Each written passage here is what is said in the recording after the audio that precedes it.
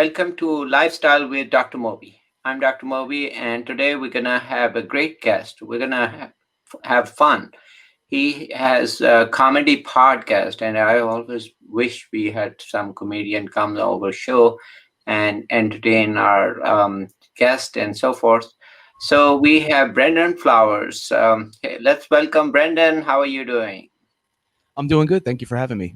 Thank you. So tell me a little bit about yourself and your podcast. Well, let's see. I'm 32 years old. Uh, my podcast I started about a year and a half ago. Hmm. Sometimes it was hard for me to pursue it full time, so I didn't have like a set schedule. I just kind of did the episodes when I could. But it's the Hotspot Podshot on YouTube, and check it out if you like. Sure, sure. So tell us a little bit about your journey. How did you start with comedy? I mean, this is the hardest podcast I think anybody can do. Yeah, I mean, comedy's always been my favorite genre of movies. Mhm. I just like to laugh, make people laugh. I've always kind of been the class clown all through school, all the way Um, from elementary school, middle school. Always cracking jokes, making people laugh. It's a good gift to be able to give, just because I feel like laughter is the best medicine. You could be having a bad day, and takes somebody laughs, and it just brightens your day with much joy. Um, but recently, I've always kind of wanted to pursue it, but full time jobs and comedy is a very big dedication. You have to go out, perform, start with open mics, or pretty much in the beginning, I was just taking anybody that would do me, whether it be an Italian restaurant. You just hop off on the corner and hook up a little mic and amp, and uh, yeah, it doesn't. I mean, look at Chappelle. He does it in the middle of in parks. Doesn't charge people anything, and he'll just talk for hours and hours. And he's one of my personal favorites. I would definitely consider him in the top five. But as far as me getting up on the stage, it's been about a year and a half. But with COVID going on, that definitely puts a mhm, little mhm. monkey wrench in there. Okay. So tell us what was your first comedy act, or tell us a little bit about that.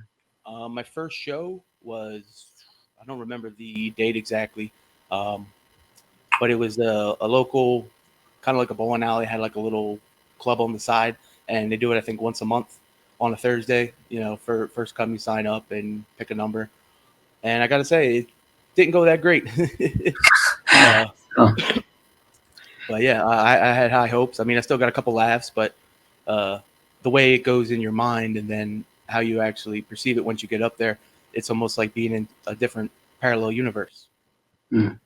So were you nervous? I'm sure you were first. It was your first show. You must be very nervous. Okay, wow. Are people gonna laugh or not laugh, or what's going to happen, right? Yeah, definitely. Thank goodness it was only 5 minutes, but that felt like close to probably an hour. Mm. uh, because they do usually they do like a little cell phone light from the back as like a sequence. They'll give you, when you have a minute left, they give you a quick flash, and then when you have like 30 seconds left, they put it on for the rest. So, and I was just waiting for that light. Kind of, my jokes were, my timing was a little off. The jokes were pumping out, and I was kind of left with a lot of gaps because you perceive getting maybe a bigger laugh from the audience, and it gets maybe a ha ha, and that kind of instead of taking up 10, 15 seconds, it only takes up two or three. So Mm. be like quick witted, and I still try to work on that. They call it like crowd work, but I'm not really a fan of that because most people don't go to a comedy club to want to be made fun of or get jokes made on them. They want to come and see what you have to offer. Mm. So do you remember the joke you had first one? um, I popped it off with a little bit about skydiving, how everybody wants to, well, what's the goal of skydiving? To get back to the ground. Well, you're already on the ground, so you don't really need to go skydiving then. And it was a little bit longer in there, but Yeah. it was what it was, and it was terrible because usually you get one person to raise their hand, and I was like, who's going skydiving? and nobody raised their hand. It was like crickets. So I was like, oh, it makes it 10 times worse. So that must be harder, when you said, "Oh, anybody for skydiving," and there's nobody. I mean, skydiving is one of the hardest. If you Yeah, even ask 100 people, probably you might find maybe one, right? that's true. And there was only, I think, like 41, 42 people, plus the other comics in the room. So Mm, yeah, it wasn't like it was a huge, huge crowd. So mm, mm. So tell us then, as I'm sure you have performed hundreds of times since then, right? I mean, it feels like it. Uh, I I don't really don't. keep a specific log as far as what I do, but I mean, yeah, I've been all over, mainly the East Coast. I'm a Pennsylvania guy, so unfortunately, Philly is a very ruthless town as far as how they like their comedy. So you either do really really well or you do really really bad. And Oh, wow. I mean, Kevin Hart, he came out of Philadelphia, so Yeah. he was definitely a very good Philadelphia. But then you have people come to town like Bill Burr, and they booed him off the stage. Well, tried to boot him off the stage for like the whole set, but he just kept dissing them about their sports and their terrible teams, and he was just kind of giving it right back to him. Which he's one of my favorite personal favorites too. But yeah, New York is another big one. I love maybe not necessarily like downtown New York as far as Manhattan and Mm, the surrounding districts, but more Brooklyn, Queens, on the other side of the bridge.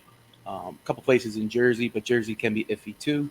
Um, and I mean, I've been to the Midwest like once or twice, but my goal would be to kind of like be the low guy and kind of join like a comedy crowd or something, maybe like a headliner and an opener and a midliner, and just kind of like learn off of them and maybe do a couple minutes here or there or whatever. But mm, mm. So tell us which town you like the most. I know, probably Pennsylvania, or do you like anywhere else better? um, it's a good question. Uh, I've always had I've liked Harrisburg. They don't really have a lot to offer as far as Mm, different venues, but they come out to have a good time and not too much of a good time because that's also a bad thing when people consume too much. Hecklers. That's they can ruin your night real quick. mm, mm. And so tell us also about what keeps you. Usually I find comedians that have a little bit, sad part is that they could have a lot of stress themselves, but they are really uh, into comedy because they really believe that's one way of expressing and making them relax, or you know getting better, so to deal with the stress. How do you find, where do you see yourself? Is it more that helps you to keep relaxed, or is that you feel happy seeing other happy verses? Um, it does. It is a form of relaxation, I would say, Mhm. most definitely. Um, it can also be stressful at times, but usually, like once you get up there, and if you're doing a significant amount of time, you become in a groove, and you become like one with the audience, the fellow people, or you don't.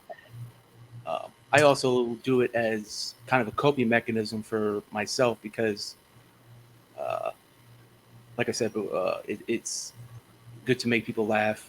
It's kind of like a gift that I have. Maybe also a curse sometimes because not everybody will like the specific joke you cracked. Sometimes you gotta be very versatile, be able to work clean and not have a ton of dirty stuff. Or if you're going to be a dirty comic, you have to find your segue.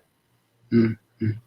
So tell us also about. I know you mentioned somebody your favorite, so comedians.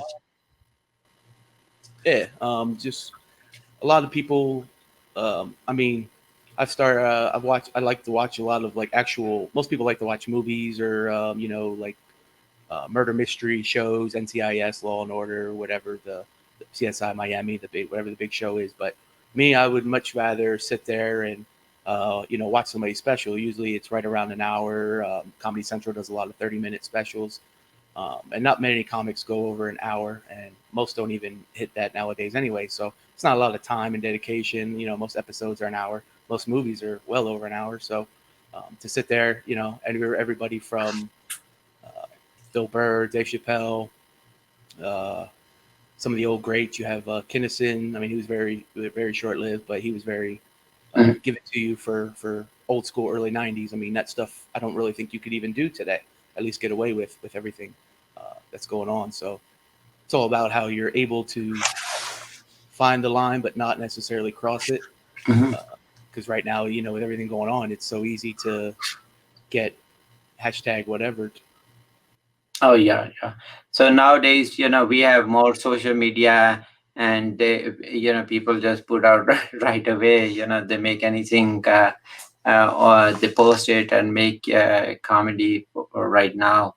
Also, where do you normally, when you're writing comedy, where do you try to look for feed? Is that news, or is that just look backwards? Or... You mean as far as like how I get the like how I come up with my material and stuff? Yeah, yeah. Mhm. Um, Most of the time it kind of comes in waves. Like some people have, they have like a routine. It just kind of I mean, I could be driving on the down the freeway and something will just pop into my head, and then I'll have to either like go into my phone and put it in there, do like a voice memo or something, because even if that part doesn't work, usually you're able to take that original idea and translate it into other. So it's just kind of like building your snowball. You take a little bit of snow and you just keep rolling it and rolling it and rolling it and rolling it, and you'll have something bigger by the end, hopefully. Yeah, yeah. But So usually sit mhm. down for a little bit, and if it's coming to me in waves, I mean, I have a couple, like those little the college rule notebooks. I have probably like two, three of those just filled, and I even give it to my fellow comedian friends, and let them. They're like, "How do you come up with stuff?" Because it's just like a sentence that doesn't really mean anything, but to me, I know what it means, and it made me laugh. So then I start to go off of it and build different structures, and then of course, um, best thing about performing is being able to see what works, what doesn't work, how the crowd reacts. Because you could do the same joke I've done in New York City and killed it, and then in other areas like Delaware, it'll bomb because it's just different, different material for different folks. Yeah, yeah. So do you find also you have when you're doing shows, you have to do some, uh, different characters to make it. And now people are doing a lot of, acting with it, part of it. Do you have to do that, perform? Um, I wouldn't say like I put on necessarily like a character, but I definitely try to add personality to it, my own Yeah. personality. Um, like whether it's me being myself or just like a look and then following it out. Um, but I try not to use like like some comics like to use props and Yeah, uh, props. yeah, I just like to pretty much what you're given, the microphone, the stand, and the stool, which doesn't really do anything for me per se, but uh, to each their own. Mm, mm. Yeah, I know. Over the years, we lost a few really great comedians, and few were my favorite too. And it is sad that nowadays we have few left actually. So so that's great thing is that there's new talent coming up, and people like you should come forward and just probably try to at least keep us entertained with that. So tell me, what's your favorite character in terms of comedy you mimic, or do you do mimicry, or... Depends on the joke and where I'm doing it at, because that plays a big part in it. I might do it as like a different character because I always feel like it takes a little bit of harshness away from the joke because it wasn't like you personally. You were like portraying it kind of like an actor portrays not himself but the character that he becomes. So, but Mhm. some people would also try to use that as a free pass if it went wrong or awry. So, So where did you perform recently? I have not done anything super recently. My last show was actually November of last year, Well, right before. I mean, it was kind of you heard about it, but mainly it was just in China, And the only reason was because back then things were really tough. I didn't have like a vehicle, so I was taking the bus from Reading to New York City, and they knew I had like a regular job, and I would just kind of try to work around it. And up there, it was getting cold early, and they don't want to. A lot of the bookies or the people that are in charge of managers filling the slots, they didn't want to take a risk on me because if something would happen and I was stuck up there, they would have felt bad if I would have lost my job or something. So it was just easier to not give me spots, and I Mm, didn't have my own car, so mm, I had to take a little break. But we didn't even really get that bad of a winter, so go figure. And then right when I mm. was getting ready to hop back on in the middle of March, and everything kind of started unpiling, and I don't Mm. even know how it's going to be in the future. Yeah, yeah. Probably a lot of shows will be, podcast or online, like we are doing remote. I mean, probably that's gonna play important role, right? And so so. Do you remember anything right now you could do for us, or do you remember any? I know, hard to put you on spot.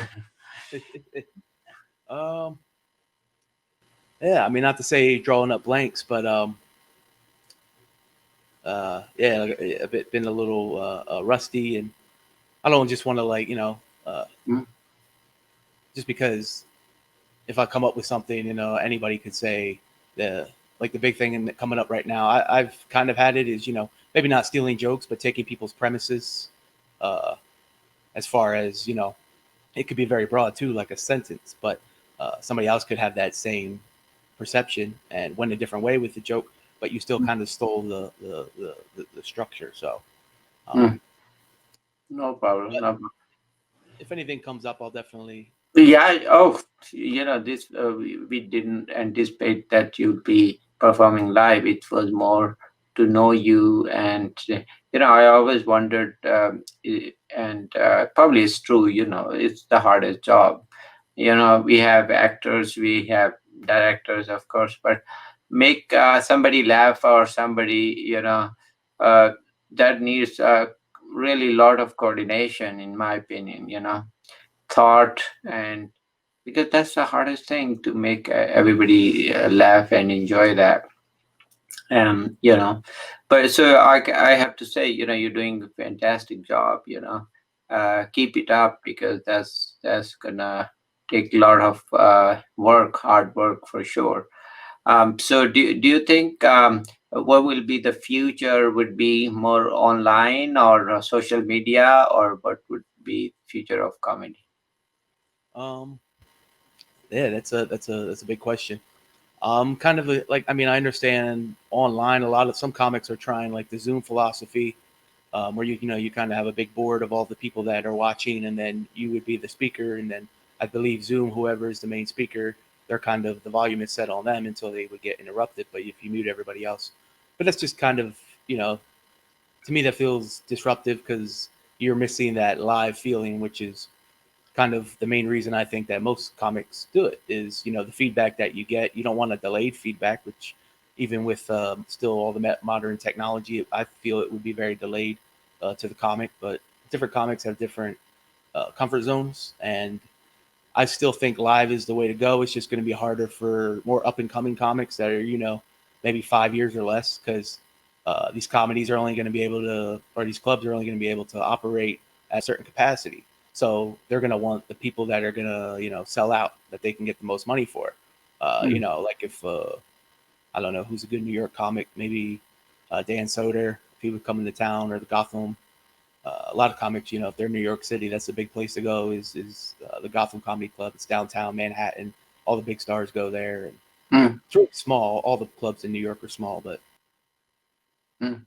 And do you also? I mean, I like Stephen Colbert, and I think, and I have other comedians too. I mean, I actually watch NBC too, and then HBO, I think, has to. So yeah, I watch all different ones, and they're great. And so I think, where do you see some of comedy movies? They were great.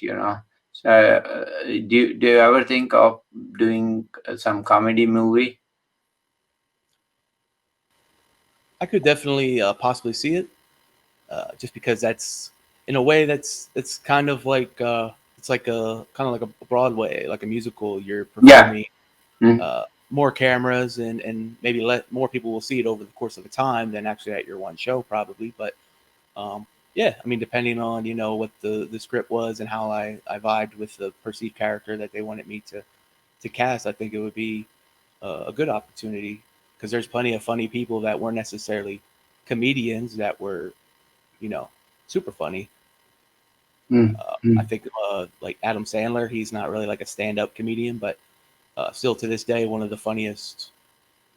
Don't mess with the Zohan and the Water Boy. He just kind of had like he was in his zone back then. mm. Uh, Yeah, I like Mr. Bean too. He's not into lot of, but he does kind of unique way. And of course, who can forget famous? very expressional. Yeah. So he's more expert. So we who can forget Mr. Chaplin? Charlie Chaplin, right? Famous of all, and there was no dialogue in that. He's just with his acting skills. That's all he would do that. And he was, if you read his books and so forth, he's really very thoughtful. He has a lot of philosophy and all, but you cannot tell that from his jokes or so. So it was like totally different, how he presented and so forth. But you like more right now into express, not expressive, but more uh, dialogue right now. So right. What do you mean as far as like expressive versus? Like acting, some just do like Mr. Bean, he would do more Yeah, because of he didn't really necessarily like talk. yeah, yeah, Um, so he was just more of like, yeah, he was definitely like an expressionist. yeah. I wouldn't be dynamic like I would consider Sam Kinison like dynamic. Like he was very Mm, over the top, and well, he was like a preacher before he was a stand up comedian. So he had that that drive in his voice that a lot of preachers can get when they mm. become compelled by the Spirit. So, um, but one of my personal favorite that passed was George Carlin. I mean, he had a lot of political stuff, but turns out he wasn't really that far off. On a lot of his Joke, yeah. yeah, a lot of his, I mean, he did have a lot of political stuff, and towards the end of his career, he kind of was off it because he would always carry a notebook. I don't know. You can check Mm, out like his last two or three specials. So it's kind of like a cheat sheet if you're going through. But I mean, the dude was very, and I got to see him. He came to my hometown, Reading. I want to say 2007, I believe it was. Two mm. shows and sold out both, and yeah, it was good. No, okay, great, great. Okay, was pleasure talking to you and learning about your show. So, guys, and everybody, just make sure check out his podcast, and you can tell them about your podcast. And it's on YouTube right now, right? Or is it on also on just a podcast? So, I do have another one kind of in the woodwork yet. That's going to be Anchor, but Anchor you can also kind of cross-platform into others. But right now, just mainly YouTube. It was kind of how everything was going, um, and the Hotspot Podshot is the name of it. Just something I kind of came up with because I didn't want to like have it called a podcast because everything's a podcast. So mm, I came up with Podshot because it's like my shot at a podcast. So I just kind of took things apart and put it back together. And mm, mm. And you can definitely send me a link, so we'll put it also for audience, so any of your performance, so they can watch it. Okay. And thank you for coming to our show. So, ladies and gentlemen, as you learned, comedy is the hardest probably of all. So, but we really have to appreciate people who do that, and they really take a lot to do a performance. So, appreciate their work, please. And we really need to encourage people like him to come forward and keep entertaining us. So, with these words, thank you for watching our show, and give us feedback, Twitter, email, whatever you like. This is Dr. Mobi checking out. Thank you. Thank you, sir. thank you. It's been a pleasure. Thank you.